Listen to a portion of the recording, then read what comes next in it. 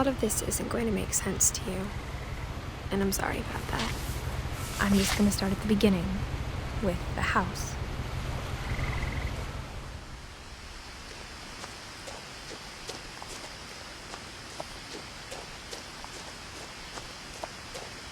I lived here until I was 11, but I wasn't allowed inside half the rooms.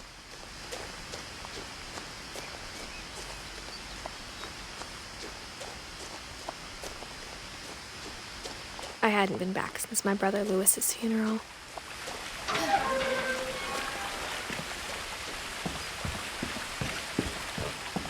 In her will, my mother left me a key, but didn't tell me what it unlocked.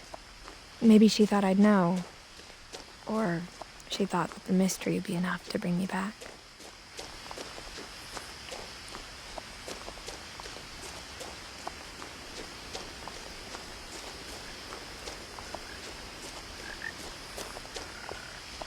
The truth is, even after I inherited the house, I never thought I'd come back to it.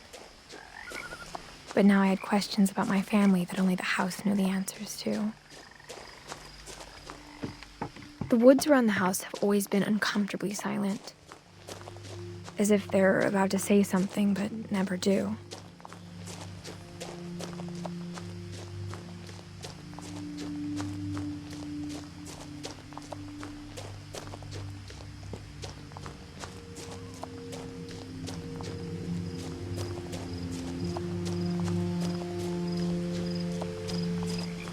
The house was exactly like I remembered it, the way I'd been dreaming about it. As a child, the house made me uncomfortable in a way I couldn't put into words. Now, as a 17-year-old, I knew exactly what those words were. I was afraid of the house.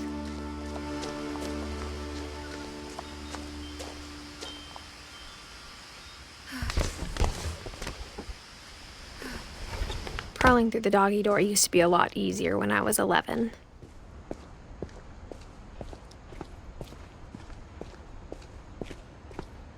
For the first time in years, I felt like I was home. Nothing in the house looked abnormal. There was just too much of it, like a smile with too many teeth. After Milton disappeared, Mom sealed up all the bedrooms. Then Edie retaliated and drilled peepholes. I spent a lot of time playing in Great Uncle Walter's room. Lewis told me there were secret passages, but I never believed him.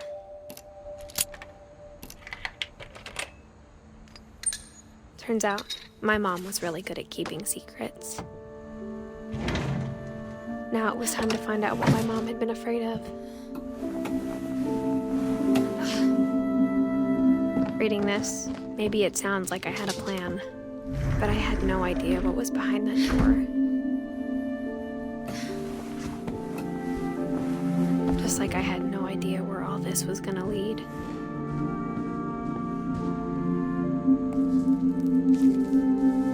December 13th, 1947.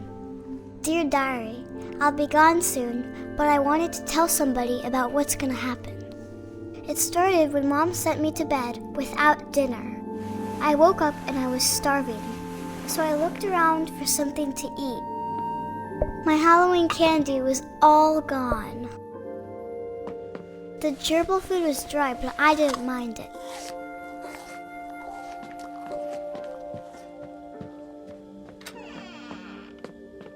I kept eating and eating.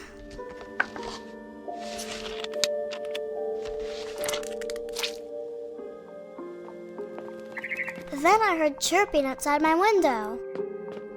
It was a barn swallow going back to her nest. I reached out for her.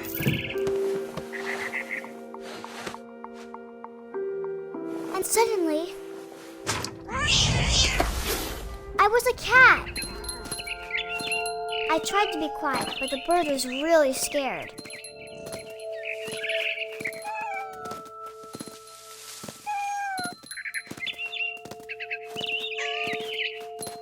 I jumped and I almost got her.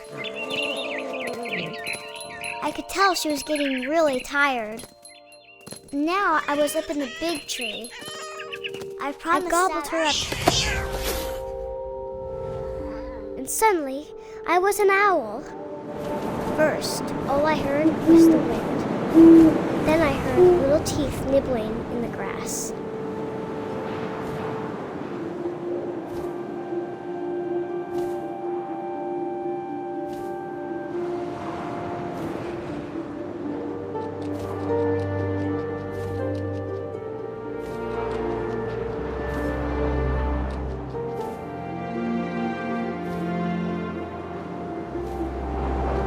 Rabbits.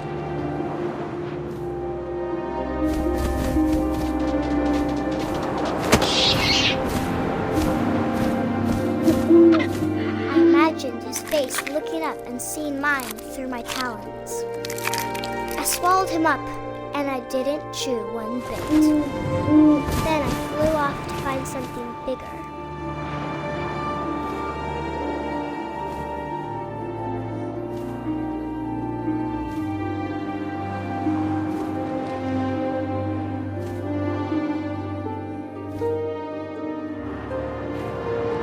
A mama rabbit.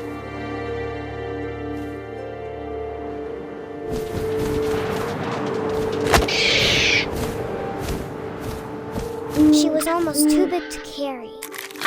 I started choking, but I couldn't stop eating. And suddenly, I was a shark.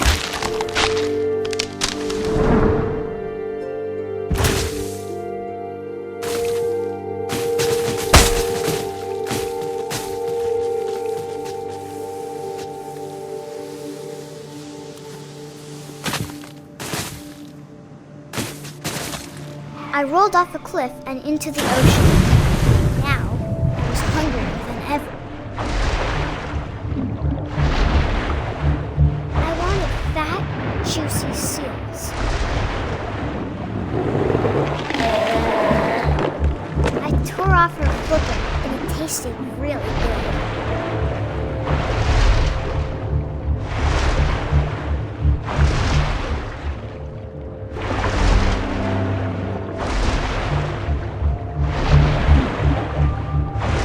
Grabbed on tight.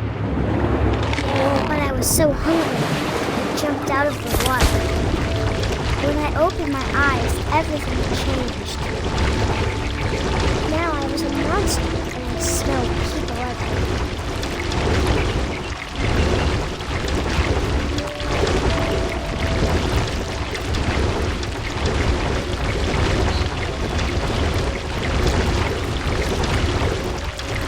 I was big, and I moved real wild.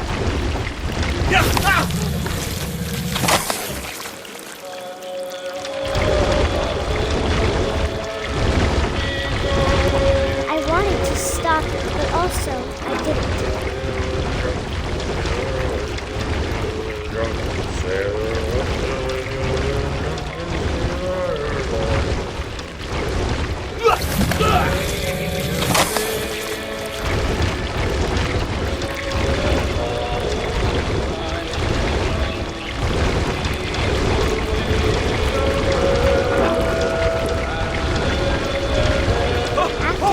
Passenger, I was still hungry. And across the water, I smelled something new. Something I had to have, so I swam towards it. I slithered onto the sand, and the good smell went into an old pipe.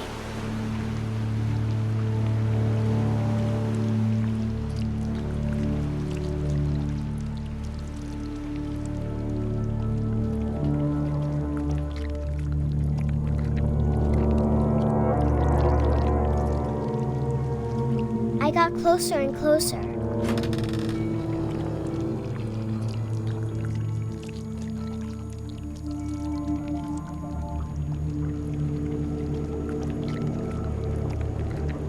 All of my stomach started growling.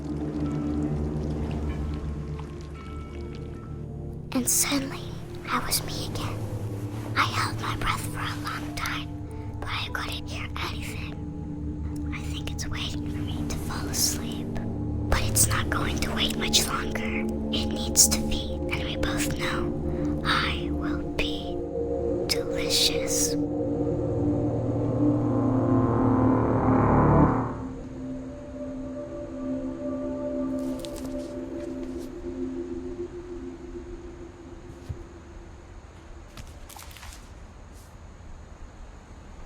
I'm not sure if I believed all of that, but I'm sure Edie would have.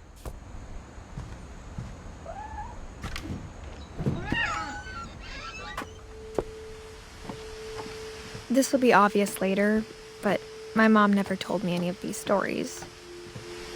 Edie would have, but Mom didn't like bringing up the past.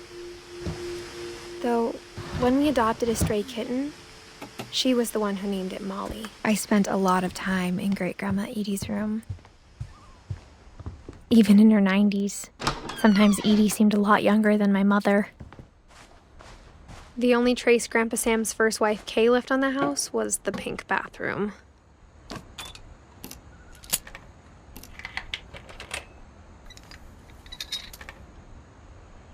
There's a secret in this bathroom. It's in the last place you would look. It isn't in the cupboard. It's hidden in this book.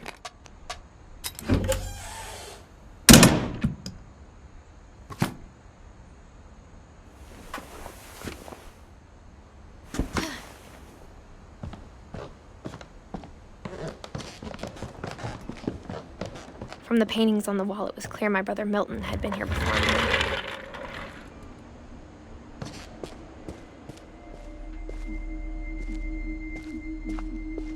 I knew Grandpa Sam had a twin,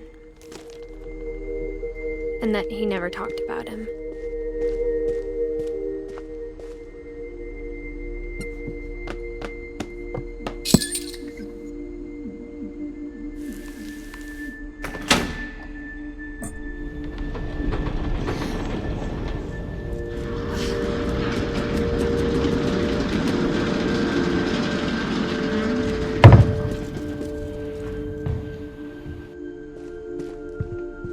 The passages were a pretty tight fit. They'd obviously been built for smaller hands and bellies.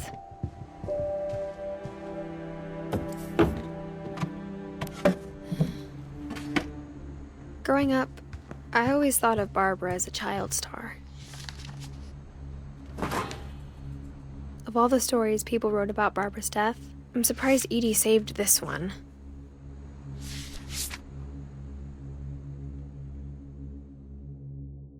Old Jack here with another ghastly tale inspired by America's most unfortunate family.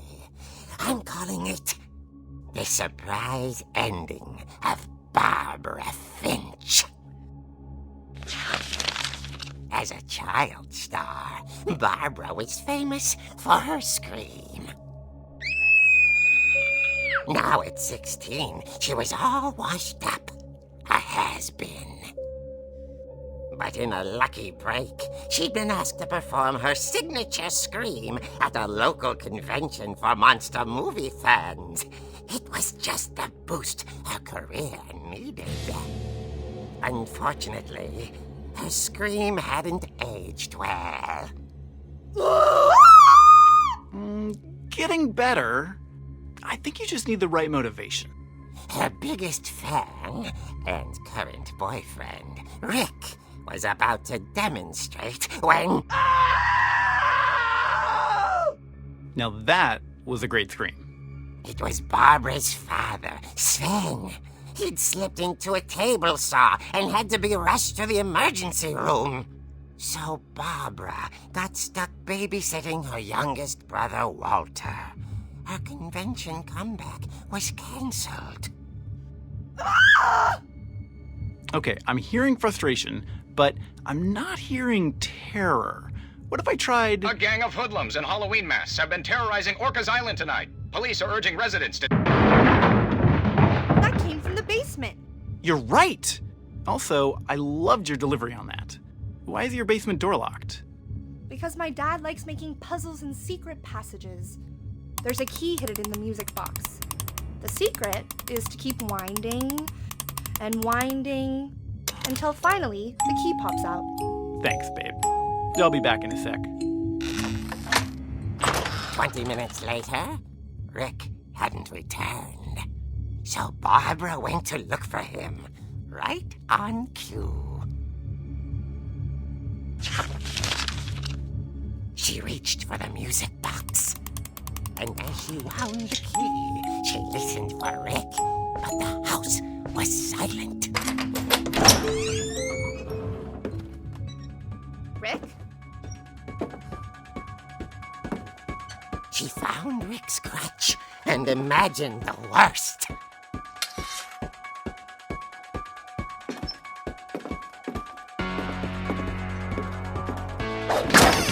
The gang's leader is the infamous Hookman killer, Dr. Carl Hamill, who impaled and then ate his family 10 years ago tonight. The old fridge rattled and grew still.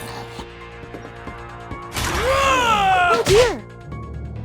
Oh! Rick? Barb, relax. I was just trying to scare you to help you find your scream. Well, I'm not scared, Rick. I'm furious. Then act furious. All I'm getting from you now is that you're hurt and confused and She threw him out, but she kept a little something to remember him by. Barb, have you seen my other crutch? And she was still holding it when she fell asleep watching the late picture show. Hours later... Barbara! Walter, what's going on up there? Ah! Okay, I'm coming up, but if this is a trick, you're dead, Walter.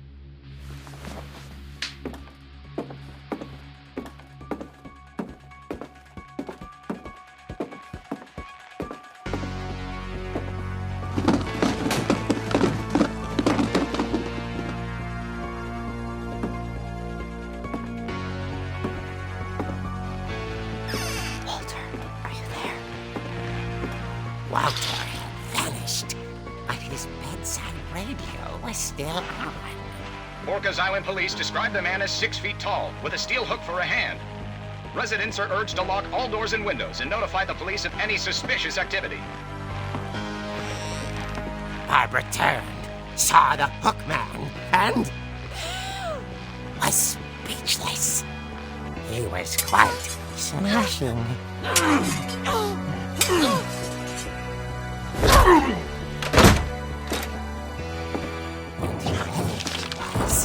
he couldn't get enough.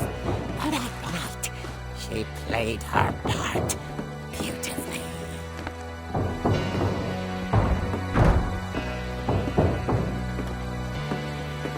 Molly's door hadn't been opened in years. The hinges groaned.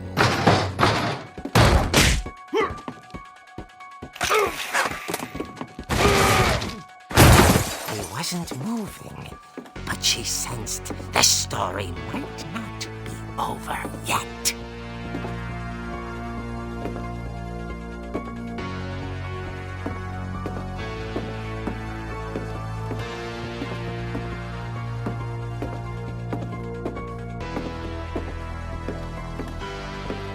The hookman had vanished.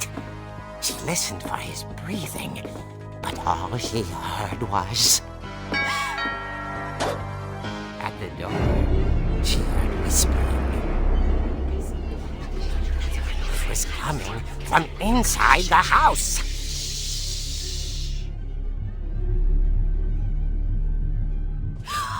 Oh dear.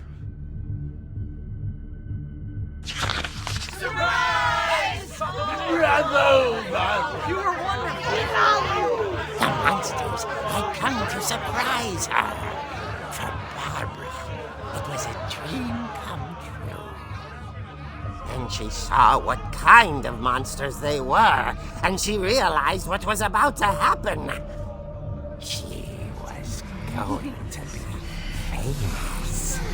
And with her final breath, Barbara Finch gave the performance of her life.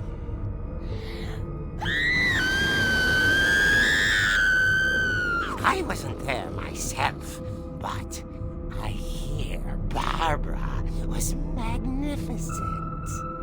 Poor girl. She had a taste for stardom. But unfortunately, so did her fans. Of course, the police blamed it all on poor Rick, who disappeared the same night. And little Walter? Hiding under his bed the whole time. He took it all pretty hard, but that's another story. As for Barbara, tucked inside the music box was all they ever found of her. Her ear. Now that's what I call a real eerie tale.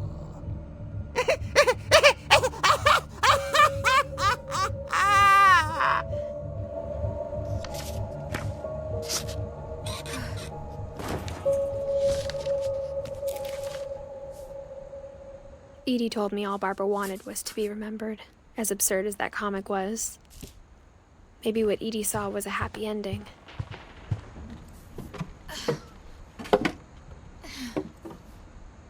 I guess now I know why Mom didn't like me playing with the music box.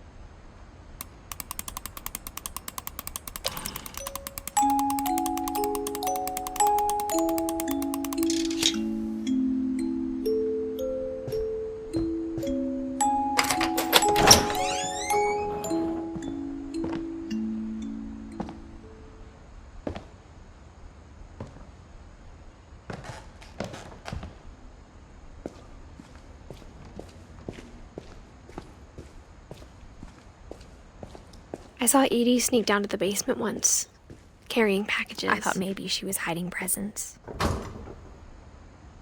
It turned out she was hiding a lot more than that.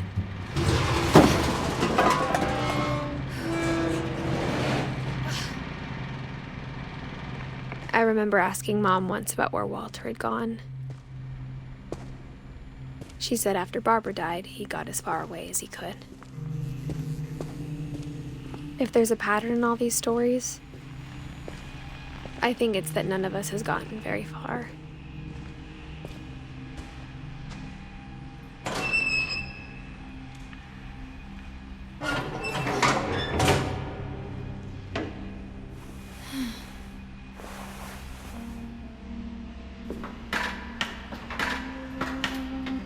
Maybe she was afraid I'd end up like Walter. But if she never told me about an uncle under the house, I can only imagine what else she was hiding. I don't want to make the same mistakes she made, trying to bury something that's still alive.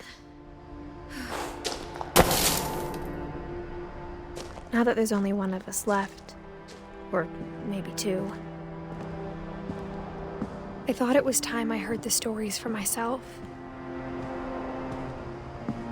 And found out what happened to everyone else. But now I'm worried the stories themselves might be the problem. Maybe we believed so much in a family curse, we made it real.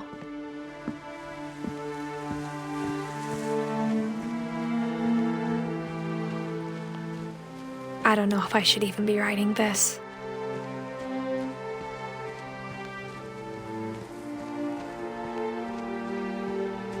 Maybe it'd be better if all this just died with me.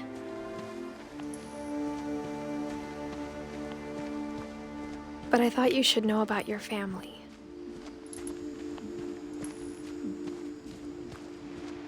And the history you're a part of. Though to be honest, I feel as lost as you probably do right now.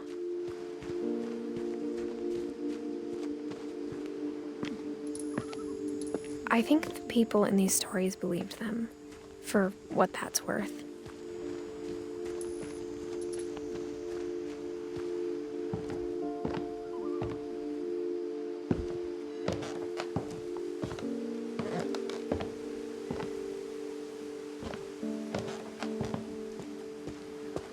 And when you look at the house, at that history of imagination and stubbornness and madness, any of it seems possible.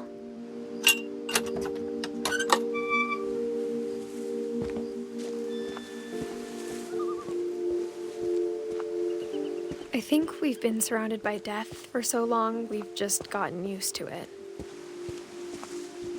What kind of family finishes building a cemetery before starting the house?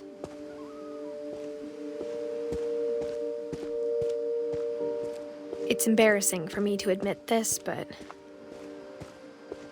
the pet cemetery made me more uncomfortable than the human one. 3 of the gerbils are mine, and 2 had been my fault.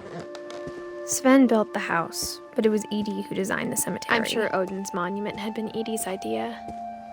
My mom was always trying to move on, but for Edie, the past never went away.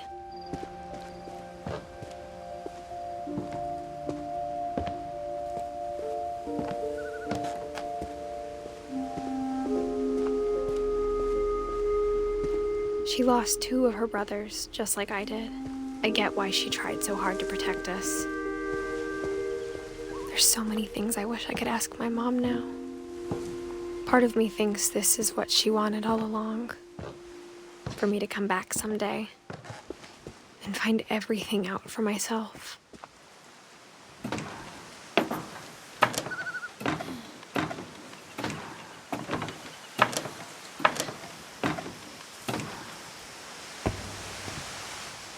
But looking back on it now, if she told me there was going to be so much climbing, I never would have come when I was 22 weeks pregnant.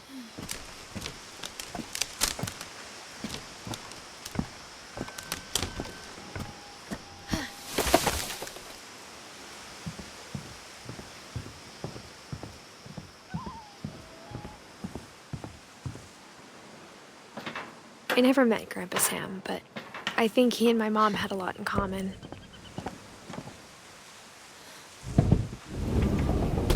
They were both pretty intense.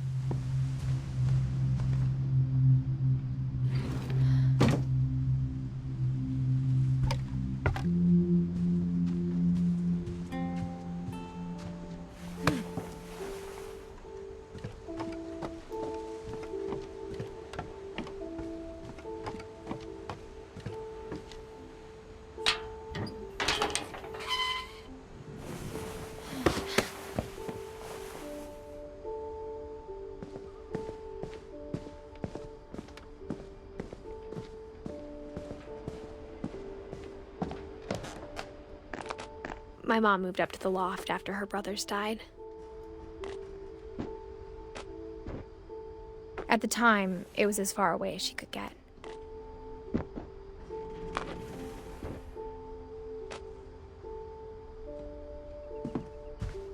I can't imagine what it was like for her to lose 2 sons after she'd already lost 2 brothers. My mom moved to India a week after graduation and got a job teaching English. Louis was born a year later. When my dad died, I don't think Mom knew where else to go. I'm sure Edie was happy to have her back. The house had to get a little bigger, but Edie was used to that. And for a while, things were good. Almost normal, but it didn't last. The beginning of the end was Milton's 10th birthday, when Edie gave him a castle.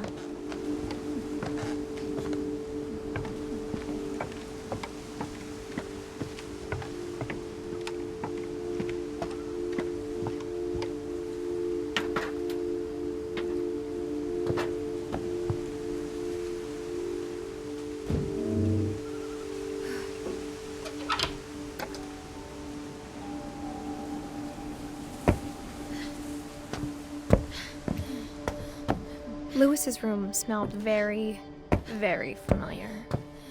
That part of him lived on.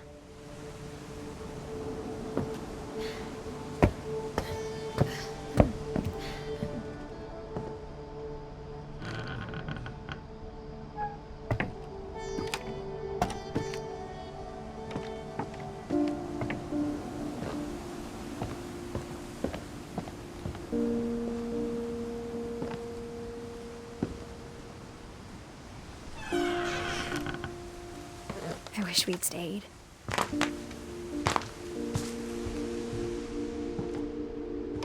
What happened that night had been coming for a long time. Maybe it should have come sooner.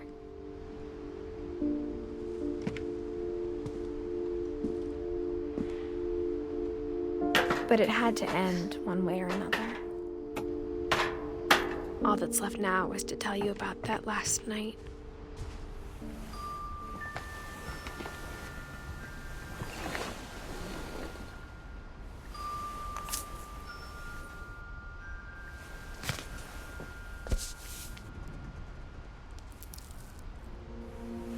That whole last day, Edie just watched us pack and didn't say a word. Until supper, when she raised her glass and said, "To our final night together, and all our final nights apart." Grandma, you know what I said about alcohol. Some of your medications are very Edith, specific. I left a present for you in the hallway. Why don't you go open it? The grown-ups have to argue now. I'm sorry, you're right. We're all leaving tomorrow. Let's just enjoy our last... I'm not leaving. Edith, you're excused.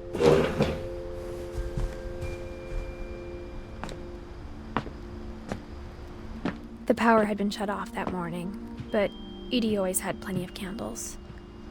When my mom sealed the library, I don't think she knew about the other entrance, or that Edie had a key to it.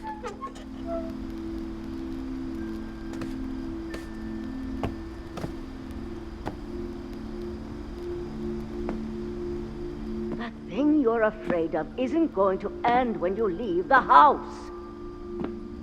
Edith has a right to know these stories. My children are dead because of your stories. I think it's best if Edith and I leave tonight. We'll have the nursing home send a van for you in the morning. Okay? Dear Edith, there's so many stories I wish I could tell you, but there's only time for one. This is about what happened on the night you were born. That night, the tide went way, It was the first and last time I ever saw the old house aground. There'd been an earthquake out in the middle of the ocean. They called it the lowest tide in 1,000 years. God, it smelled awful. You know, I've seen that house every day of my life. But I never thought I'd go back to it.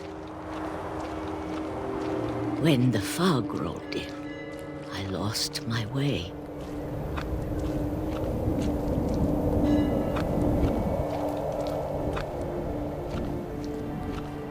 I got turned around.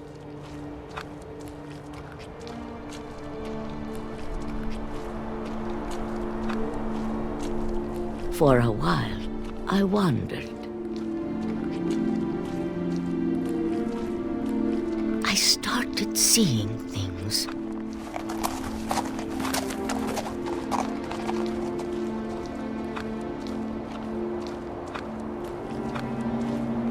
Things I'd forgotten had ever existed.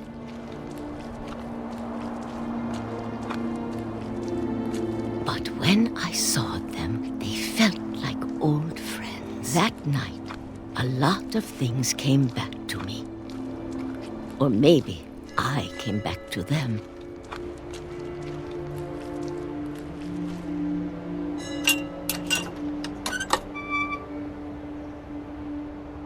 Things I can't explain, but that I need you to try and... Edith, what are you doing in here?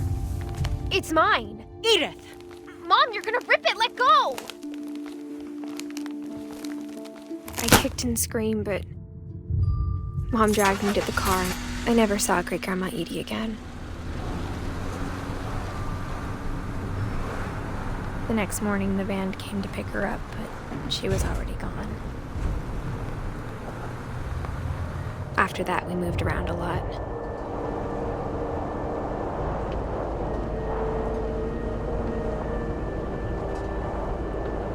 We both tried to make the best of it.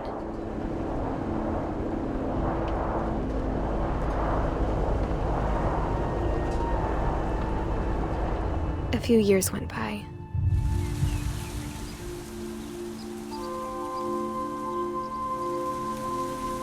My mom didn't like to talk about it,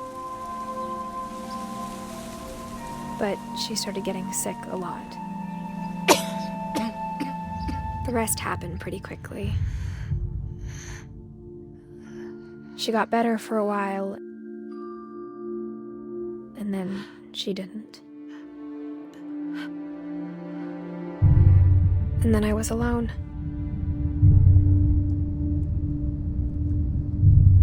The last Finch left alive.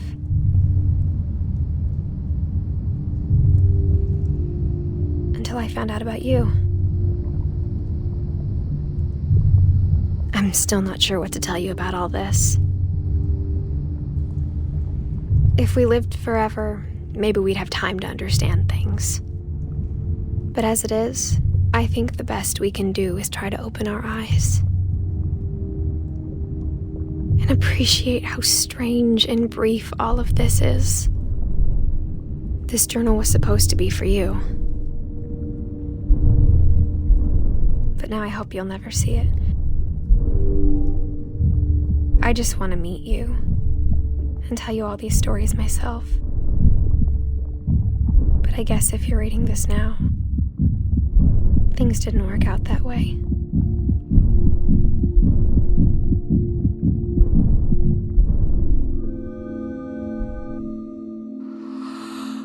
This is where your story begins. I'm sorry I won't be there to see it. It's a lot to ask, but I don't want you to be sad that I'm gone. I want you to be amazed that any of us ever had a chance to be here at all. Good luck.